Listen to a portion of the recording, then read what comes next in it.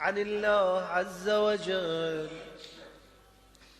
يا ابن آدم جعلتك في بطن أمك وغشيت وجهك بغشاء لئلا تنفر من الرحم، وجعلت وجهك إلى ظهر أمك لئلا تؤذيك رائحة الطعام، وجعلت متكئا عن يمينك ومتكئا عن شمالك، فأما الذي عن يمينك فالكبد، وأما الذي عن شمالك فالطحال، وعلمتك القيام والقعود في بطن أمك، فهل يقدر على ذلك غيري؟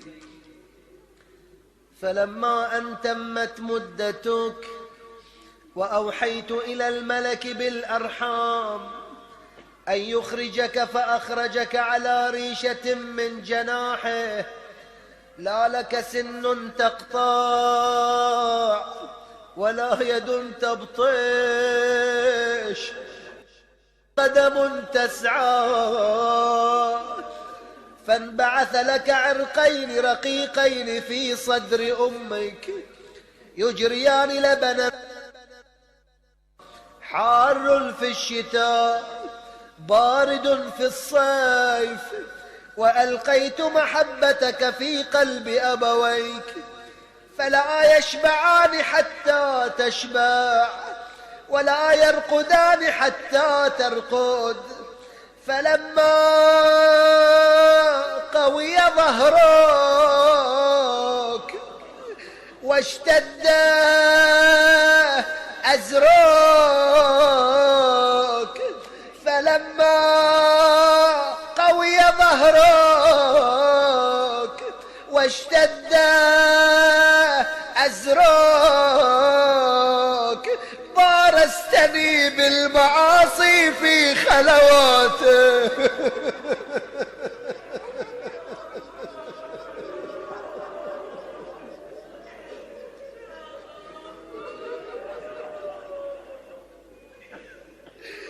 بارزتني بالمعاصي في خلواتك ولم تستحي مني، ومع هذا إن دعوتني أجبتك،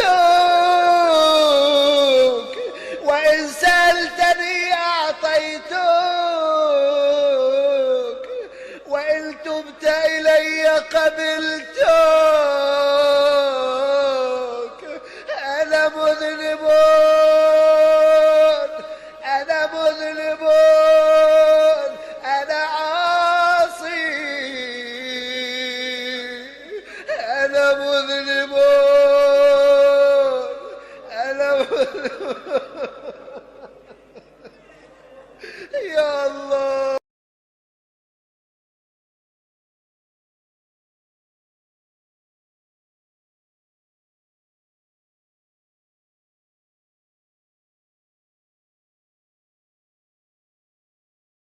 ولتكن منكم أمة يدعون إلى الخير ويأمرون بالمعروف وينهون عن المنكر، وأولئك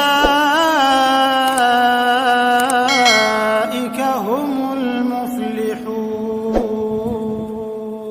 Kalau kita menggantungkan nasib kita pada Allah luar biasa. Ada seorang syekh, saya dengarkan ceramahnya, menarik sekali. Saya tidak tahu orang itu siapa, tapi cuplikannya saya dapatkan dari seorang teman dari Jeddah yang mengirimkan ke saya. Orang ini cerita, syekh ini menceritakan, cuplikannya ada di HP saya. Dia bilang, saya satu waktu pernah ke Mesir, dan di Mesir ini saya lagi dari satu daerah mau ke Kairo, dari Iskandaria, satu kota mau ke Kairo. Itu saya tiba di Kairo mungkin sekitar jam 2 malam. Pesawat saya selepas subuh harus berangkat kembali ke Saudi.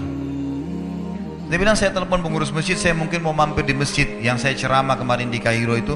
Saya mau tinggal di sana mungkin 2 jam, 3 jam istirahat. Nanti habis itu baru kemudian saya berangkat ke Saudi habis subuh. Dia bilang, saya masuk ke masjid, tiba jam 2 malam, turun dari mobil, saya lihat masjid lampunya nyala semua nih. Kemudian setelah saya masuk masjid, saya temukan ada orang di mihrab, imam lagi sujud nangis-nangis. Dan luar biasa, tangisannya itu kalau orang dengar membuat orang yang dengar pun mau menangis. Jadi saking luar biasa dia merengeknya sama Allah dalam sujudnya. Kata Syekh ini, saya pun sambil berdoa sama Allah, ya Allah kabulkan permintaannya orang ini. Walaupun saya belum tahu apa yang diminta gitu. Dia bilang selesai dia sholat, saya dekati dia, saya bilang, Masya Allah, doa apa ini? Luar biasa ini. Doa yang diikuti dengan tangisan di sepertiga malam menjelang subuh. Allah turun ke langit bumi, dikabulkan nih. Dia bilang, demi Allah Syekh. Karena Syekh ini orang Arab biasanya panggil, bisa orang pintar, bisa orang kaya, bisa orang tua. Jadi kalau antum dipanggil Syekh, jangan bangga dulu ya. Karena banyak maknanya itu ya. Jadi dipanggil Syekh, dia tidak tahu, biasa juga di Saudi begitu ya. Kalau ada orang kita tidak kenal dipanggil Syekh, Syekh sini Syekh. Walaupun antum bukan Syekh sebenarnya gitu ya. Maka dia bilang, demi Allah Syekh. Dia tidak tahu kalau ini orang memang ulama gitu. Istri saya sekarang lagi dirawat di rumah sakit, dan saya harus bayar 14.500 jenih atau ponnya Mesir. Saya harus bayar rumah sakit. Kalau enggak istri saya enggak bisa dioperasi. Ini sudah parah sekali. Kata Syekhnya, jadi gara-gara itu kau sujud sama Allah. Dia bilang, iya, lanjutkan nangis sama Allah. Allah tidak akan menyanyiakan orang yang ikhlas minta padanya. Lanjutkan, nikmati sujudmu, pasti Allah akan berikan jalan keluar. Dia bilang, iya baik. Orang itu dia bilang kembali lagi ke mihrab, nangis lagi, sholat sujud sama Allah, ya Allah. Dan dalam doanya begitu, ya Allah istri saya mau dibayar besok rumah sakitnya, jumlahnya sekian, saya tidak pegang uang satu jenih pun. Ini 14.500 jenih, banyak sekali. Maka dia bilang, orang ini bilang, baiklah kalau begitu. Saya, syekhnya ini bilang, saya mau tidur dulu, saya istirahat 1 jam, menjelang azan subuh dia bilang, ada marbot masjid datang bangunin saya. Sudah azan, saya sholat qabliyah, sholat sunnatul fajr. Waktu iqamah, pengurus masjid tahu kalau dia ini ulama, dipanggil, dia bilang, Syekh tolong jadi imam. Dia bilang, saya capek, baru istirahat 1 jam, 2 jam malam, biarlah imam. Dia bilang, tidak apa-apa, ayat-ayat pendek aja, baca surah-surah pendek aja. Kata Syekh, baiklah. Dia bilang, saya baca surah-surah pendek. Rupanya mikrofon masjid karena keluar di luar, ada satu pengusaha Mesir, apartemennya itu dekat masjid, dan dia suka ikuti ceramahnya Syekh ini di YouTube. Dia bilang, turun dari apartemennya, ikut sholat berjamaah di masjid, karena dia kenal suaranya orang ini gitu. Begitu selesai sholat, dia bilang, saya lagi zikir, datang orang itu. Dia bilang, Syekh, ahlan wa sahlan di Mesir. Saya salah satu penggemar Anda di YouTube, dan saya dengar suara tadi. Saya tadinya mau sholat di masjid lain, saya ke masjid ini. Dia bilang, Syekh, saya mau minta tolong satu hal. Kata Syekhnya, kenapa? Dia bilang, saya sudah ngitung zakat uang perusahaan saya harus alokasikan 14.500 jenih. Kata Syekhnya, orang itu bilang, saya mau alokasikan zakat saya 14.500 jenih. Kata Syekhnya, saya nangis, dengar itu, nangis, saya terisak-isak. Kata orang itu, kenapa Anda nangis? Syekh bilang, saya nggak bisa jelasin. Dia bilang, saya nangis terus. Kemudian saya lihat ke kiri kanan di sof, mana orang yang tadi malam sholat tahajud tuh? Wah, ada di ujung. Dipanggil sama Syekh, fulan kesini, datang. Dia bilang, ceritakan masalah kamu apa? Dia bilang, Syekh, saya punya masalah, istri saya dioperasi, harus bayar 14.500 jenih hari ini, kalau tidak nggak operasi. Kata Syekhnya, tiba-tiba si pengusaha ini nangis-nangis. Orang ini juga heran, kenapa kalian berdua menangis? Dia masih bingung kenapa gitu. Kata Syekhnya, biarin orang ini yang jelaskan. Yang punya usaha bilang apa? Demi Allah Syekh, saya sudah 1 minggu taruh uang ini di lemari saya, sudah 1 minggu. Setiap hari istri saya bilang, turunkan, lakukan haknya Allah, zakat itu keluarkan. Dia bilang, saya ingin dapat 1 orang yang saya kasih langsung daripada saya bagi-bagi. Saya mau 1 orang saya kasih, selesaikan masalah dia, dan Allah selamatkan saya di akhirat. Orang ini jadi nangis. Orang yang punya minta butuh nangis. Kata pengusahanya, ini uangnya, silakan 14.500. Semoga Allah selesaikan urusan saya di akhirat gara-gara saya bantu kamu. Kata Syekhnya, demi Allah yang terjadi, orang ini yang orang yang punya uang ini, yang dikasih uang, dia tiba-tiba lupakan saya dan lupakan si pemilik uang. Dia langsung angkat kepalanya ke langit sambil menangis mengatakan, ya Allah, aku mencintaimu. Terpenuhi kebutuhannya gitu. kuasa Allah.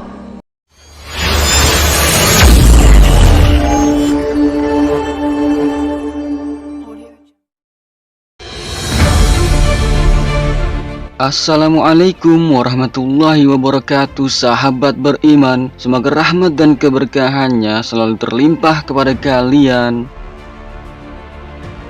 Dalam video kali ini kita akan membahas tentang perbincangan Allah Subhanahu wa Ta'ala dengan akal dan nafsu, juga kisah singkat penuh hikmah tentang malaikat Jibril ketika diperlihatkan surga dan neraka oleh Allah Subhanahu wa Ta'ala. Dan tahukah kalian bahwa memang pernah ada suatu riwayat yang mengisahkan tentang perbincangan Allah Subhanahu wa Ta'ala dengan akal dan nafsu. Konon dikabarkan setelah Allah Subhanahu wa Ta'ala menciptakan akal dan nafsu, maka Allah Subhanahu wa Ta'ala bertanya kepada mereka berdua. Lantas pertanyaan apakah itu dan bagaimanakah jawaban dari akal dan nafsu itu? Maka simak terus video ini sampai akhir hanya di channel Lensa Aswaja.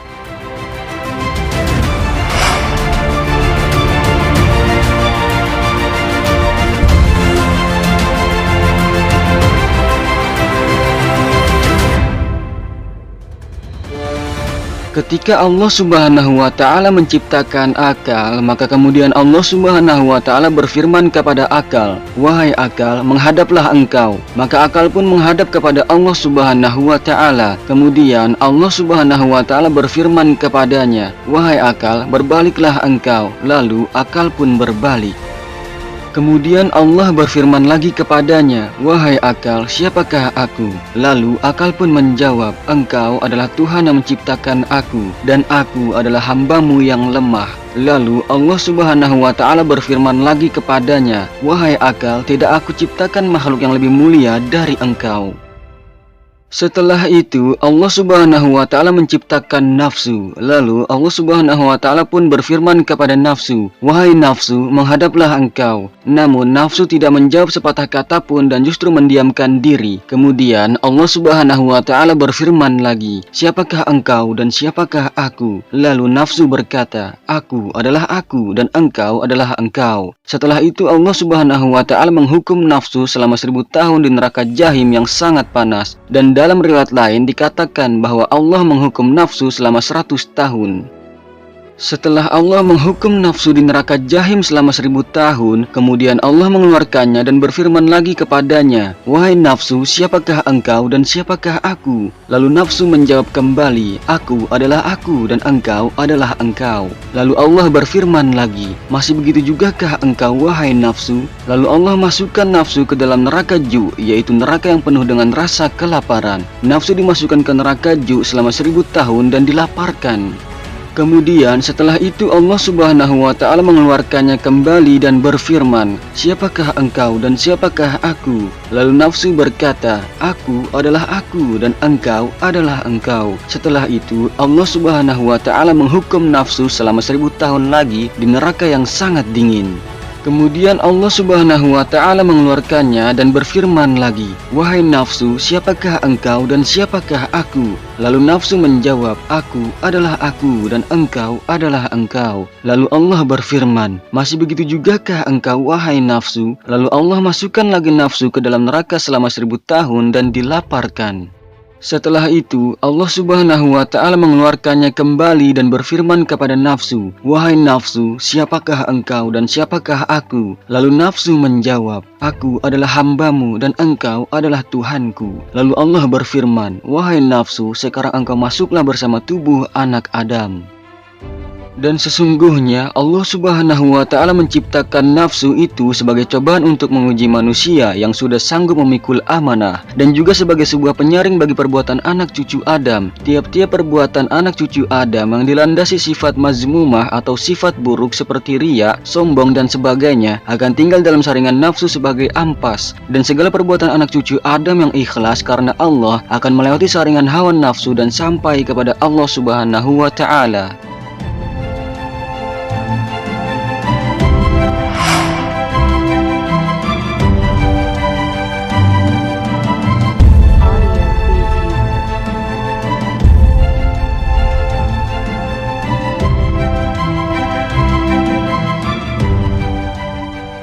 Allah Subhanahu wa Ta'ala itu Maha Adil karena Dia memiliki asma al-adl atau Maha Adil. Allah melengkapkan manusia selain nafsu dengan akal dan ruh. Keberadaan nafsu, akal dan ruh sangat erat kaitannya dengan tujuan penciptaan surga dan juga neraka ciptaan Allah bagi manusia. Tentang kisah penciptaan surga dan neraka, Rasulullah SAW pernah bersabda, ketika Allah menciptakan surga dan neraka, Dia mengutus malaikat Jibril untuk melihat ke surga. Allah Subhanahu wa Ta'ala berfirman, "Lihatlah ke surga dan lihatlah apa saja yang Aku telah sediakan untuk para calon penghuninya." Maka malaikat Jibril pun mendatangi surga. Kemudian ia melihat surga dan kepada apa yang Allah telah sediakan untuk para calon penghuninya. Lalu malaikat Jibril kembali kepada Allah dan berkata, "Demi keperkasaanmu, tidak ada seorang pun yang mendengar tentang surga terkecuali dia pasti ingin memasukinya." Lalu Allah Subhanahu wa Ta'ala memerintahkan agar surga dikelilingi oleh hal-hal yang dibenci oleh nafsu. Kemudian Allah Subhanahu wa Ta'ala berfirman kepada malaikat Jibril, "Kembalilah ke surga dan lihatlah serta lihat pula apa yang Aku telah sediakan untuk para calon penghuninya." Maka malaikat Jibril pun kembali ke surga. Ketika itu surga telah dikelilingi oleh perkara-perkara yang tidak disukai oleh nafsu. Kemudian dia kembali kepada Allah dan berkata, "Demi keperkasaanmu, sungguh aku takut kalau tidak akan ada seorang pun yang mau memasukinya." Kemudian Allah Subhanahu wa Ta'ala berfirman, "Pergilah ke neraka, lihatlah ke neraka dan kepada apa yang Aku telah persiapkan untuk para calon penghuninya." Maka dilihatnya neraka, sebagiannya menghantam sebagiannya yang lain. Lalu malaikat Jibril kembali dengan berita tersebut dan berkata, "Demi keperkasaanmu, tidaklah ada seorang pun yang mendengar tentang neraka kemudian ia berminat untuk memasukinya." Kemudian Allah memerintahkan agar neraka dikelilingi oleh hal-hal yang diingini oleh hawa nafsu. Kemudian Allah Subhanahu wa Ta'ala berfirman lagi kepada malaikat Jibril, "Kembalilah ke neraka." Maka malaikat Jibril pun kembali ke neraka. Lalu malaikat Jibril berkata, "Demi keperkasaanmu, aku khawatir tidak akan ada yang selamat dari neraka kecuali ia pasti akan memasukinya." Hadis riwayat Ahmad, Abu Dawud dan At-Tirmidzi.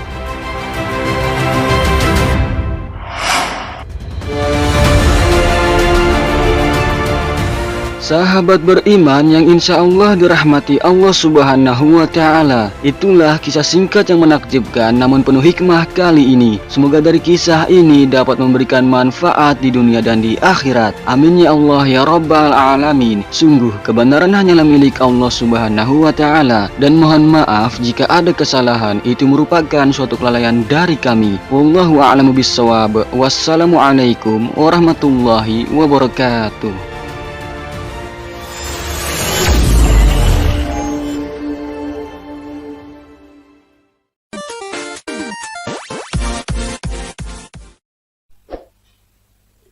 Dialog Allah dengan hambanya ini mungkin akan membuat Anda menangis.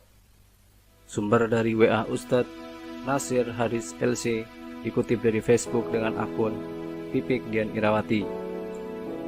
Sungguh Allah Subhanahu wa Ta'ala Maha Penyayang, Pengasih, Pemurah, dan Maha Pengampun. Tak terhitung berapa besar dan melimpah nikmat yang telah diberikan kepada hambanya.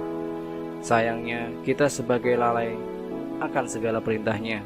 Seakan kita lupa bahwa Allah Subhanahu wa Ta'ala itu tak pernah tidur dan diam. Dia Maha melihat sesamar apapun tingkah dan hati kita. Dan inilah dialog antara Allah, malaikat, dan seorang hamba yang sangat menggugah hati dan menyadarkan kita betapa kita lebih sering lupa atas segala kemurahan dan kasih sayang Allah daripada mensyukurinya. Berikut dialognya. Allah, hambaku, bangunlah, lakukan sholat malam 11 rakaat. Hamba, Ilahi, aku lelah, tidak sanggup rasanya.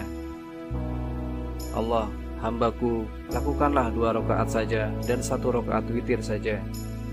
Hamba, Ilahi, aku lelah dan rasanya sulit bagiku untuk bangun tengah malam. Allah, hambaku, sholat witir saja. Hamba, Ilahi, hari ini capek sekali, apa tidak ada acara lain? Allah, hambaku, wudulah sebelum tidur, lalu menatap ke langit, katakan, Ya Allah. Hamba, Ilahi, aku sudah ngantuk. Kalau aku bangun nanti ngantuknya hilang.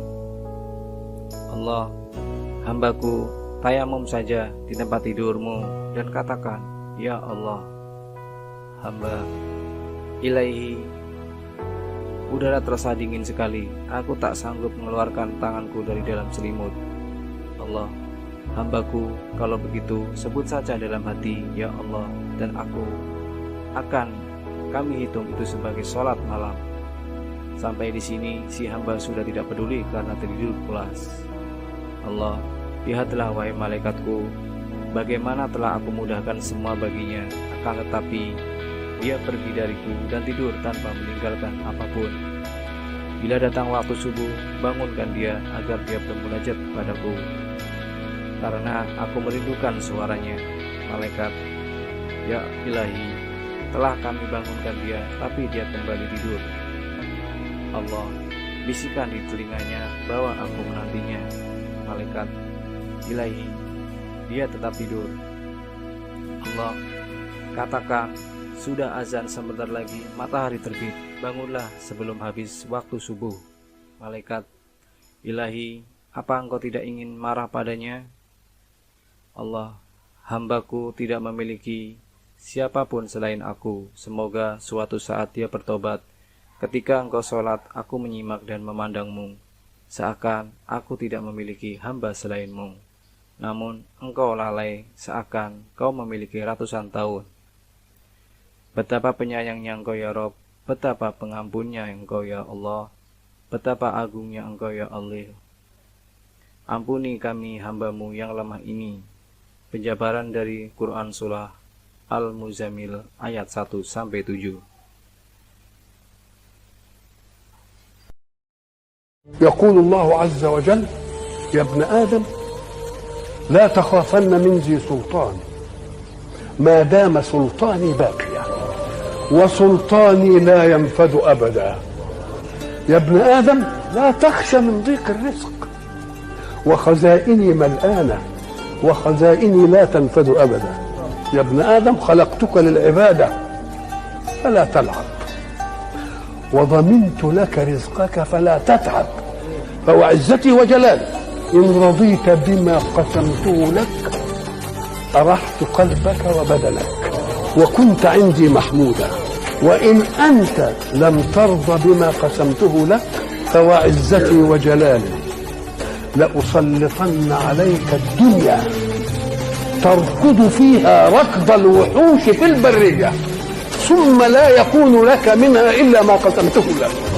Qala Allah Azza wa Jalla, Allah berfirman, menyampaikan kalimat, lafadznya disampaikan oleh Nabi, maknanya dari Allah, itu yang disebut dengan hadis qudsi.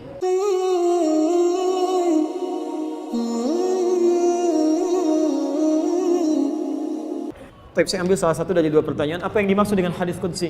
Hadis qudsi itu hadis yang diriwayatkan dari Nabi sallallahu alaihi wasallam, yang lafadznya dari Nabi tapi maknanya langsung dari Allah Subhanahu wa taala, dan menggunakan kalimat qala Allah azza wa jalla. Allah Subhanahu wa taala berfirman. Saya berikan contoh hadis qudsi. Misal di Sunan Abu Daud itu, ya, Abu Daud juga bukan nama asli ya, namanya Sulaiman dari Sijistan, dikenal dengan Sulaiman As-Sijistani. Beliau hafal 500.000 hadis dengan sanadnya. Lunak sekali lisannya menyebutkan hadis. Dulu ada, kata Ibnu Qayyim Al-Jauziyah, dulu ada nabi yang tangannya mudah melunakkan besi, dikenal dengan Nabi Daud. Maka manusia ini lisannya mudah melunakkan hadis, maka disebut oleh beliau dengan Abu Daud. Kalau ada Nabi Daud bisa melunakkan besi dengan tangannya, maka ini Abu Daud bisa melunakkan hadis dengan lisannya. Hafal 500.000 hadis, kemudian diambil 4.800 hadis khusus dituliskan masalah fikih saja, tentang taharah, tentang salat, tentang puasa. Hadis yang dituliskan dengan susunan fikih disebut dengan sunan, maka dikenal dengan Sunan Abu Daud. Isinya 4.800 hadis, ada 15 hadis qudsi di dalamnya. Hadis qudsi yang kedua nomor hadis 649 dari sahabat Abu Hurairah radhiyallahu taala anhu. Saya bacakan misalnya. Ya, Nabi menyampaikan qala Allah azza wa jalla, Allah Subhanahu wa taala berfirman, qasamtu shalah baini wa baini abdi. Saya bagi salat ke dalam dua bagian. Ada hak hambaku, ada hak aku di situ dari hambaku. Nah, ketika kalimat hadis yang mengatakan qala Allah azza wa jalla, Allah berfirman, menyampaikan kalimat, lafadznya disampaikan oleh Nabi, maknanya dari Allah, itu yang disebut dengan hadis qudsi. Di Allah sendiri yang seketika mengatakan pada Nabi, sampaikan seperti ini. Jelas? Apa bedanya dengan Quran?